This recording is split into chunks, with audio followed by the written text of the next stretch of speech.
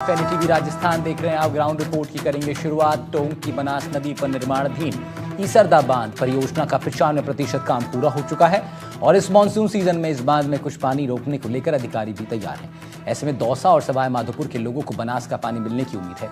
इस बांध से कई गांव के लोगों की प्यास बुझेगी, साथ ही सिंचाई के लिए भी पर्याप्त पानी मिल सकेगा। ये सब कैसे संभव होगा, ये रिपोर्ट देखिए।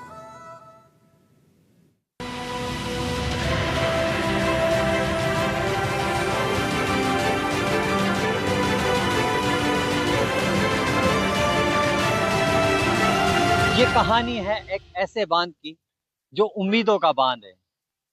दौसा सवाई माधोपुर के 6 शहरों के साथ 1256 गांवों की उम्मीद इस बांध से जुड़ी है। ईआरसीपी से इस बांध को जुड़ना है। तारीख पर तारीख डेडलाइन इसकी भले ही बढ़ते गई हो, लेकिन अब 95% लगभग इसका काम कंप्लीट हो चुका है और ऐसी सूरत में 10.77 टीएमसी की क्षमता वाला ईसरदा बांध इस बार कुछ पानी रोककर टेस्ट ट्रायल होगा। कुल मिलाकर कहा जा सकता है कि जिस पल का इंतजार था दौसा सवाई माधोपुर की जनता को, वो इंतजार पूरा हो चुका है। टोंक जिले में बनास नदी पर ईसरदा बांध बीसलपुर बांध के बाद जिले का दूसरा सबसे बड़ा बांध है, जो कि टोंक सवाई माधोपुर जिले की सीमा पर बनेठा और ईसरदा गांव के बीच बनास नदी पर बना है। बांध में 600 मीटर का कंक्रीट डैम बनाए जाने के लिए 28 गेटों का निर्माण करवाया गया है। साथ ही बांध के दाईं और बाईं ओर लगभग 5 किलोमीटर से लंबी अर्थन डैम का निर्माण करवाया गया है। आपको बता दें कि बांध में 262 आरएल ऊंचाई तक पानी रोका जा सकेगा। 10.77 टीएमसी पानी रोका जाना प्रस्तावित है। दौसा और सवाई माधोपुर जिले के 7 शहरों को पानी मिलेगा। 1256 गांवों की प्यास बुझ सकेगी। 38.8 टीएमसी की क्षमता वाला ये दूसरा सबसे बड़ा बांध है। भविष्य में ईसरदा बांध से जयपुर की उम्मीदें भी परवान चढ़ सकेंगी। जब पहले चरण के बाद दूसरे चरण में बांध को पूरा भरा जाना है और ईआरसीपी से जुड़ने के बाद ईसरदा बांध से जयपुर के रामगढ़ बांध में पानी डालने की योजना साकार हो सकेगी।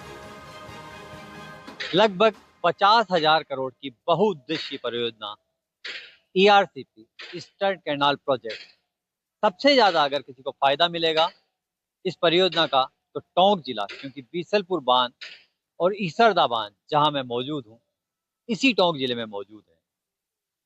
जो बांध निर्माणाधीन है, जिसका 95% काम पूरा होना बताया जा रहा है, उसका नाम है ईसरदा बांध। 28 गेट हैं, 10.77 टीएमसी की इस बांध की क्षमता है और टोंक से लेकर जो है गहलोत घाट जो बनास नदी का क्षेत्र है उसमें इसका भराव क्षेत्र होगा। पेयजल की अगर बात करें इस बांध से तो दौसा सवाई माधोपुर के 6 बड़े शहरों सहित 1256 गांवों की जो है इससे आपूर्ति होगी। उन लोगों की कंठों की प्यास बुझाएगा।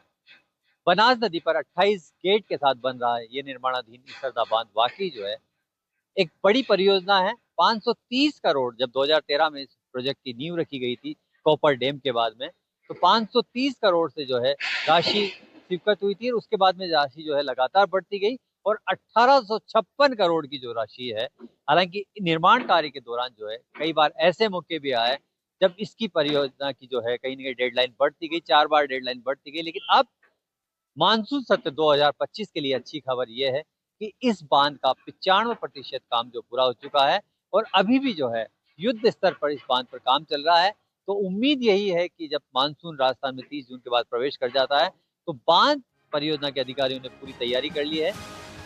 1856 करोड़ की लागत से ईसरदा बांध का निर्माण करवाया जा रहा है और अगर समय पर इसका निर्माण पूरा हो गया होता तो आज ये बांध भी लबालब होकर छलक रहा होता। लेकिन 4 बार डेडलाइन बढ़ाने के बावजूद काम पूरा नहीं हो पाया है। लेकिन इस मानसून सत्र को लेकर उम्मीदें हैं कि बांध में कुछ टीएमसी पानी रोका जाएगा।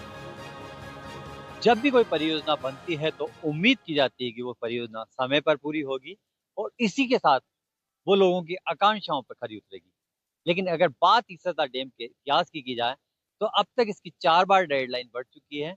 उस सूरत में जहां 530 करोड़ रुपए से इस परियोजना को जो है शुरू किया गया था, इसकी लागत बढ़ते बढ़ते 1876 करोड़ रुपए तक पहुंची। एक बार फिर से 2025 के इस मानसून सत्र के अंदर उम्मीद यही है कि इस बांध में पानी रोका जाएगा, जैसा अधिकारी बताते हैं। बीसलपुर बांध के अगर इतिहास की बात करें, क्योंकि बीसलपुर बांध के ऊपरी क्षेत्र में, यानी कि बीसलपुर बांध से जब पानी छोड़ा जाता है तो इसी बांध से होकर पानी जो है बनास के माध्यम से चंबल तक पहुंचता है।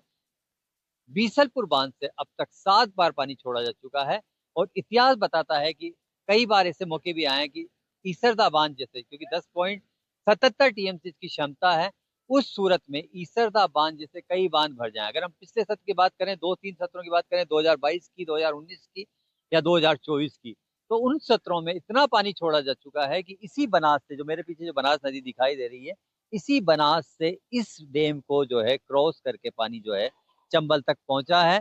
उस सूरत में अब देखने वाली बात ये होगी कि क्या ईसरदा बांध जो है इस बार कितना पानी जो है इस बांध पर रोक लिया जाएगा।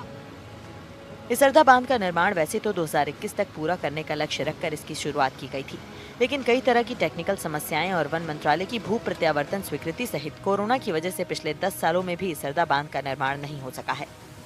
राजधानी जयपुर, अजमेर और टोंक की लाइफलाइन 38.703 टीएमसी क्षमता वाले बीसलपुर बांध का 7वीं बार गेट खोलकर पानी की निकासी की जा रही है। ईसरदा जो डैम है, जब ये बन जाएगा, इसका पानी टोंक की धरती पर दिखाई देगा, तो किस तरह जो है, क्योंकि कंठों की प्यास तो बुझाएगा, किस तरह लग रहा है कि लेट हो गए लेकिन अब कुल मिला के सुखद पल आने वाला है। मैं इस ईसरदा बांध के निर्माण की शुरुआत से लेके या टाप अपन ये कहते थे कि कोपर डैम, तो इस दौरान ये पूर्व सरकारी मुख्य सचेतक महावीर प्रसाद जैन के अथक प्रयासों को साधुवाद देता हूँ। और उनकी एक परिकल्पना थी और वो कई बार कहा करते थे, बैठते थे जब, इस बनास नदी में पानी जो अभी सूना सूना लग रहा है बीसलपुर बांध बनने के बाद, वहाँ तक पानी लबालब होगा और वहाँ पे हम लोग इसको शानदार गार्डन के रूप में लेंगे। प्राकृतिक उपलब्धियाँ होगी या प्राकृतिक स्थितियाँ जो होगी वो बहुत बढ़िया होगी। यहाँ वृक्ष होंगे, यहाँ बहुत अच्छी वापस फसलें होगी। जो तरबूज और खरबूज और लाल मिर्ची के लिए टोंक अब पूरे देश में पहचान रखता था, वो पहचान एक बार फिर कायम होगी। पहचान एक बार फिर से कायम होगी। बनास की जो है तस्वीर गंगानगर पंजाब जैसी नजर आएगी। आसपास के क्षेत्र की कोई अतिशयोक्ति नहीं है। किस तरह की उम्मीदें जो है पंख लगे हैं, क्योंकि 25 में जो है ये तय है कि इस मानसून सत्र में अगर पानी आता है तो पानी रोका जाएगा। बनास नदी पर ये दूसरा डैम बन रहा है। इसके बाद हालांकि सीधे तो पानी पेयजल हमें टोंक जिले को नहीं मिलेगा, इसका पेयजल सवाईमाधोपुर, दौसा और जयपुर की तरफ जाएगा, लेकिन यहाँ का जो भूजल स्तर है वो काफ़ी ऊंचा हो जाएगा, उससे काफ़ी फायदा होगा और जिला पानी के क्षेत्र में आत्मनिर्भरता की ओर बढ़ने की स्थिति में दिखाई देगा। ERCP जो प्रोजेक्ट है वो एक बड़ा प्रोजेक्ट है। 50,000 करोड़ के जो है उसकी लागत है। नौनेरा बांध के बाद में टोंक जो है सबसे ज्यादा लाभ वाले जिलों में, क्योंकि ईसरदा और बीसलपुर दोनों जुड़ने जा रहे हैं।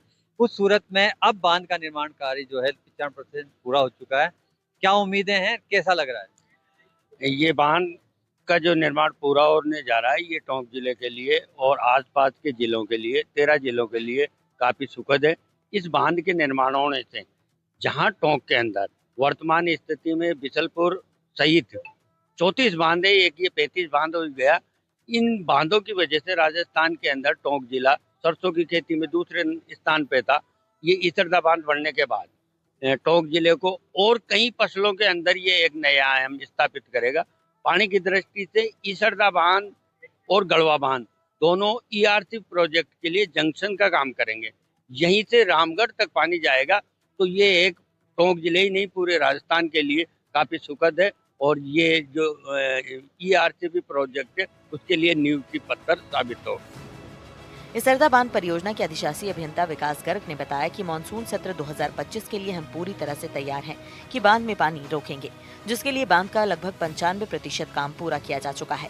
वहीं इस बांध का 600 मीटर कंक्रीट डैम और लगभग 5 किलोमीटर अर्थन डैम का भी निर्माण प्रगति पर है और इस बांध से भविष्य में जयपुर के रामगढ़ बांध में पानी डालने की योजना भी है।